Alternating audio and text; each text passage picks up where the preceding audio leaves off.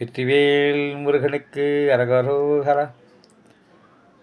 திரிசூலம் மயூரகிரி பாலமுருகா சரணம்.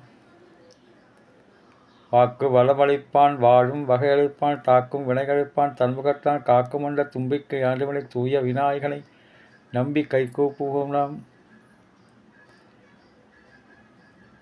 எல்லோரும் இன்புற்று வாழ வேண்டும். எல்லோருக்கும் எல்லா நலங்களும் வளங்களும் கிடைக்க வேண்டும். நல்லவர்கள் இப்படித்தான் இருப்பார்கள். நல்லவர்கள் இப்படித்தான் வாழ வேண்டும்.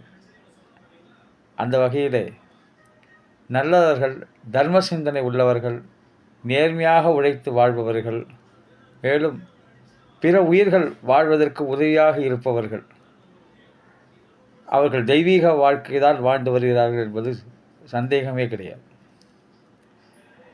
அப்படிப்பட்ட அந்த நல்ல மனிதர்கள் நட்பு கூட்டு கிடைக்க வேண்டும் என்பதற்காகத்தான் என்னுடைய முயற்சியில் இப்படி ஒரு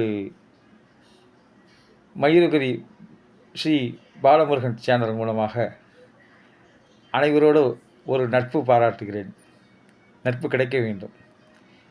ஒரே எண்ணம், ஒரே கொள்கை, ஒரே நோக்கம் கொண்டவர்கள் எந்த இடத்தில் இருந்தாலும் ஒன்று சேருவார்கள் என்பது பிரபஞ்ச விதி. பயன்படுத்து, இல்லாவிட்டால் இழந்து விடுவாய். அப்படிப்பட்ட நல்ல நட்பை பயன்படுத்திக் கொள்ள வேண்டும். சத்சங்கம் டெய்லி வந்து பார்த்து பேசணுங்கிறது அவசியம் இல்லை. அந்த எண்ணங்களை பரப்பினாலே போகும். இன்றைக்கி விஞ்ஞானத்தில் பாருங்கள், எந்த மூலையில் இருந்தாலும் தகவல் கிடைக்குது, எந்த மூலையில் இருந்தாலும் தகவல் கொடுக்குறோம். அப்போ அந்தமாரி எண்ணம் உள்ளவங்க அந்த அலைவரிசையில் ஒன்று சேருவாங்க. அதுவும் தெய்வ நம்பிக்கை உள்ளவங்க வந்து இப்படி தான் வாழ்வாங்க. அது வந்து தனக்கும் பிறர்க்கும் எதெல்லாம் நல்லது கொடுக்கும், அதுதான் அந்த தர்மத்தை கடைபிடிக்கிறது தான் வாழ்க்கையில் முதல் படியாக நினச்சி வாழ்கிறவங்க.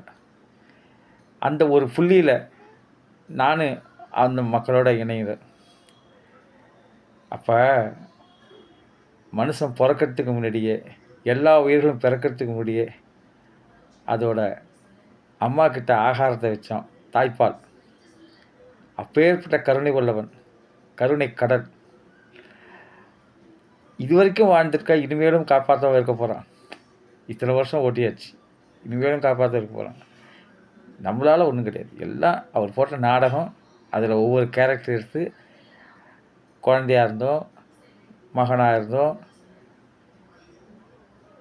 மருமகனானோம், தாய் தந்தையானோம், தாத்தாவானோம், இல்லை எல்லா உறவுகளையும் கடந்து வந்துட்டோம். எல்லா அனுபவங்களையும் பார்த்து வந்தாச்சு.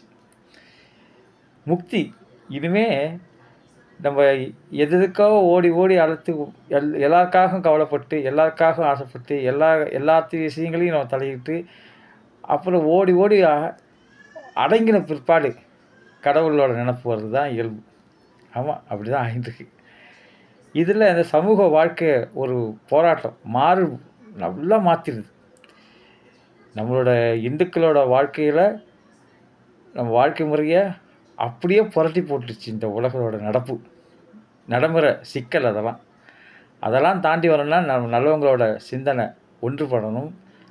அவங்கெல்லாம் ஒன்றா ஒரே சிந்தனையாக, ஒரே சொல்ல, ஒரே விஷயங்கிட்ட பரப்பணும். நம்ம ஒன்று புதுசாக ஒன்று கண்டுபிடிக்கணுங்கிற அவசியமே இல்லை. எல்லாம் மூத்தோர்கள் சிலமரும், ரிஷிகள், மகான்கள், முனிவர்கள், அவர்களாம் பல உருவங்களில் மனுஷன் எப்படி வாழுங்கிறத சொல்லி கொடுத்துட்டு போயிருக்காங்க. மனுஷன் வாழறதுக்கு பல வழிமுறைகளை சொல்லியிருக்காங்க. அந்த கருணை அவருக்கு எப்படிப்பட்ட வாழ்க்கையை தொடர்ந்தாலும், குடிசையில் இருந்தாலும் அது அவங்க மாளிகை வாழ்க்கையாக சந்தோஷப்படுவாங்க. இருப்பதை கொண்டு சிறப்போடு வாழும் அந்த வாழ்க்கை கிடச்சிடும். எல்லாமே பகவானோட கொடுத்த பிரசாதம். நல்லது கெட்டது எல்லாமே அவர் கொடுக்குறது தான். நம்ம இந்த சமுதாயத்துக்கு என்ன கொடுக்குறோமோ அதுதான் திரும்ப பெறுறோம் இல்லையா? நேற்று செஞ்சதுக்கு இன்றைக்கி பலன் அனுபவிக்கிறோம், இன்றைக்கி செய்கிறது நாளைக்கு அனுபவிக்க போகிறோம். தர்மமாக வாழ்ந்துட்டு போயிடணும். ஆனால் பெருசாக நினைக்கணும். நம்ம வந்து நம்ம யாருக்கும் தாழ்ந்தவங்க கிடையாது. எல்லாரும் மாரியும் கண், காது, மூக்கு, வாய், செவி எல்லா உறுப்புகளும் ஒழுங்காக கொடுத்துருக்காங்க கடவுள். சிந்திக்கிறதுக்கு, பேசுகிறதுக்கு. நம்ம பேசணுன்னா நல்லதை பேசணும். முருகனை புகழ பேசணும். முருகனோட அழகை காணணும். முருகனோட ஸ்லோகங்களை கேட்கணும். முருகனை தேடி நடந்து போய் முருகனை போய் பார்க்கணும். ஒரு நல்லவர் நட்புன்னா தேடி போய் பார்க்கலாம். அதுமாரி தான் முருகன்கிட்ட நட்பு. அவர் நமக்கு எல்லா உறவாகவும் இருக்கும். பாரதியார் வந்து கண்ணனை வந்து குழந்தையா பார்த்தாரு, அம்மாவா பார்த்தாரு, தந்தையா பார்த்தாரு, குருவா பார்த்தாரு, சேவகனா பார்த்தாரு, நட்பா பார்த்தாரு. அப்படி எல்லா கேரக்டராகவும் கடவுள் இருப்பார். நம்ம எப்படி நினைக்கிறோமோ அந்த மாரி தான் கடவுள் காட்சி அளிப்பார். மனுஷ ரூபத்துலேயும் வருவார். இயற்கையாகவும் இருப்பார். நம்ம இந்த தேன் எல்லாருக்கும் தெரியும். தேன் பல மலர்களில் வாசமுள்ள மலர்கள், பல மலர்களில் மகரந்த சேர்க்கை பண்ணி அதுக்கு உதவி செஞ்சு பல இனப்பெருக்கம் செய்வது கூட அந்த தேனீக்கள் வந்து கடும் உழைப்பில் அந்த பூவுக்கு நோகாமல் அதுலேருந்து தேன் எடுத்து ஒரு இடத்துல சேர்க்குறது. அந்த தேன் வந்து அதோட குணம் மருத்துவ குணம் ஜாஸ்தி. அந்த தேன் வந்து தான் சேர்ந்த பொருளோட தரத்தை உயர்த்தும். அந்தமாரி தான் புனிதமான மனவுடைய அந்த காலத்து பெரியவாலாம் நமக்காக சொல்லி வச்சிட்ருக்கிற வேதங்கள், உபநிடதங்கள், புராணங்கள், கதைகள், நீதி நெறிமுறைகள் அதெல்லாம் நம்ம அப்படியே ஃபாலோ பண்ண விடாமல் நம்ம கல்வி முறையில் மாறிடுச்சு இல்லையா? அதாவது பரபரப்பாக வாழணும் அப்படின்ட்டு அந்த படிப்பில் மூழ்கிட்டோம். உள்ளபடியே நம்மளோட கதைகள், அதுக்கு சொல்லக்கூடிய நீதி கருத்துகள், அதுக்கு கதைகளாக பார்க்காம அதுலேருந்து நம்ம என்ன எடுத்துக்கலாம். அப்படி எடுத்து தான் ராமகிருஷ்ணன் பரமஹம்சர்லேருந்து வந்து எல்லாருமே நம்ம இந்து மதத்தை வளர்க்க வந்த ஆதிசங்கர் முதல் ராமானுஜர் எல்லாருமே அது மூலமாக தான் பல கதைகளை சொல்லி தான் அப்போ ஒரு உருவத்தை சொல்லி தானே சாமியை பார்க்குறோம். அதேமாரி ஒரு கதையை சொல்லி தான் ஒரு கருத்தை கொண்டு சேர்க்கணும். இது வந்து நிகழ்ந்தது கற்பனையாக இருக்கலாம் அப்படிலாம் சொல்லி அதை விதண்டாவாதம் பண்ணுறதை விட அதில் உள்ள உண்மை நம்ம வாழ்க்கைக்கு எப்படி உதவும். அன்னத்துலேருந்து பாலை தனியாக பிரிஞ்சு இருக்கிற அன்னப்பறவை போல் நமக்கு இந்த உலகத்தில் கற்றுக்கிறதுக்கு நம்ம லவ் லேர்ன் லைவ் நம்ம விரும்பணும், வாழறதுக்காக கற்றுக்கணும், நம்ம வசிக்கிறதுக்கு அதெல்லாம் மிகப்பெரிய பலம். இந்த வழிகாட்டுதல் அவங்களோட மூத்தார் சொல் அமுதம் இல்லையா? அது நமக்கு வழிகாட்டுதல்.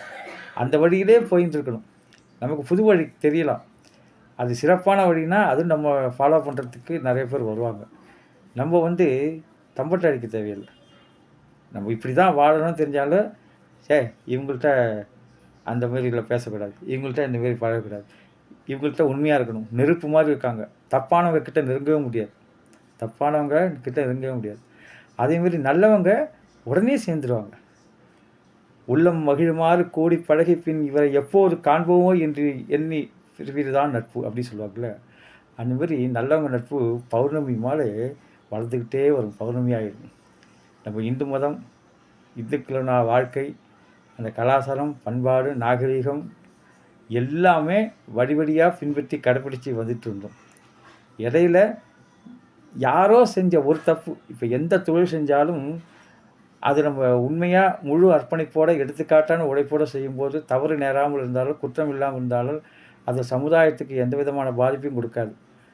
நம்ம வந்து நம்ம உழைப்பை ஏமாற்றி உழைக்கிறதுனால, நம்மளோட திறமையை குறைச்சி காட்டுறதுனால, நம்மளுடைய முழு உழைப்பை கொடுக்காததுனால நம்ம செய்யக்கூடிய பொருளில், நம்ம செய்யக்கூடிய செயல்களில் ஒரு தவறு இருக்குன்னா அது நமக்கு சந்ததியே அழிச்சிடும்.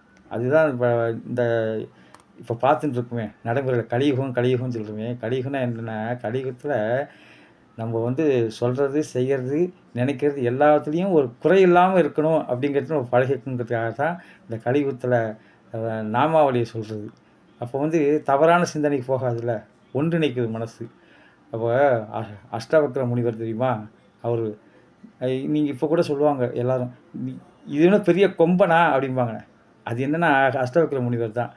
அவர் அப்பா செஞ்ச தப்பு, மந்திரத்தில் யாகம் செய்யும்போது அந்த உச்சரிப்பு தவறு காரணமாக, எண்ணெய் குறைபாடு காரணமாக அந்த தவறுக்காக அவருக்கு பிறந்த குழந்தை வந்து அஷ்டகோணலாக பிறக்கிறான், கொம்போடு பிறந்துடுறான்.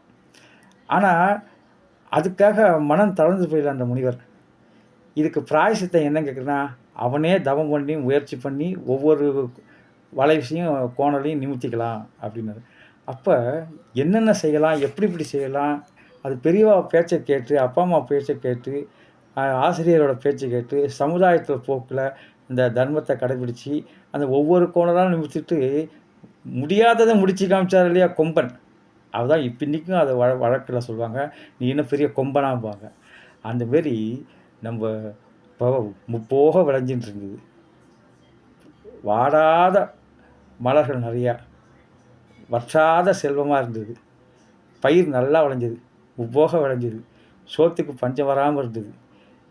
எங்கேயோ யாரோ ஒரு செய்கிற தவறு காரணமாக இயற்கை அதுக்கு அதோட வேலையை காமிச்சிருது. அப்போ மழை இல்லாமல் பஞ்சம் வரும்போது நமக்கு எதனால் இந்த கஷ்டம் வருது தெரியாமல் இருக்கும்போது அந்த ரிஷிகள்லாம் சொல்லுவாங்க, இதுக்கு பிராயசித்தமாக நீங்கள் வழிபாடு நடத்துங்க, குலதெய்வ வழிபாடு நடத்துங்க. அந்த குலதெய்வ வழிபாட்டில் அர்ச்சனைக்குரிய பொருளாகட்டும், நைவேத்தியம் உள்ள பொருளாகட்டும், அபிஷேகத்தில் உள்ள பொருளாகட்டும், எல்லாமே மருத்துவ பொருள். இந்த பசுமாடுலாம் வளர்க்கணும். பசுமாடு வளர்க்கும்போது அது மூலமாக கிடைக்கிற அதாவது நல்ல நல்ல பொருள்கள் எது எதுன்னு அடையாளம் காமிச்சிட்டு போயிட்டாங்க. நமக்கு அது எந்தெந்த பொருள் எல்லாமே நல்லது, அது வரிசை பட்டியல் நீளும். அதுக்கு ஒரு நாள் சொல்லிக்கலாம், பேசி தெரிஞ்சு வச்சுக்கலாம், தப்பில்லை.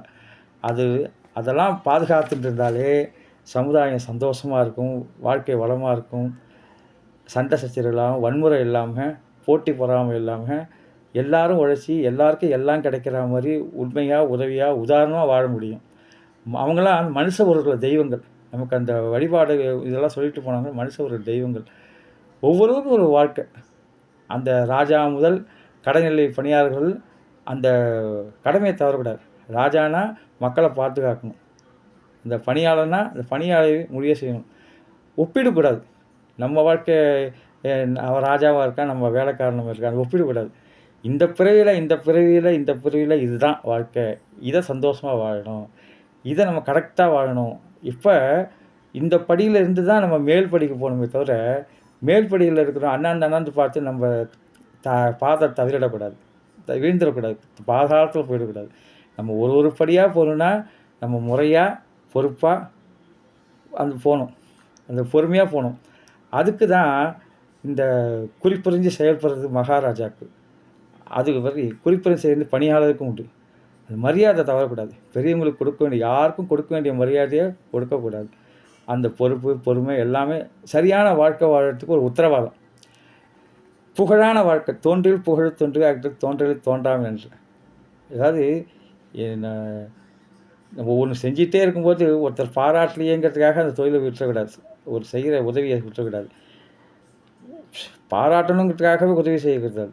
நம்ம ஒரு கைங்கரியம் செய்கிறோம் அப்படின்னாக்கா ஒருத்தர் பாராட்டணுங்கிறது நம்ம மனசுக்கு பிடிச்சிருக்கு, இதை செய்கிறதுக்கு நேரம் கொடுத்துருக்காரு பகவான்.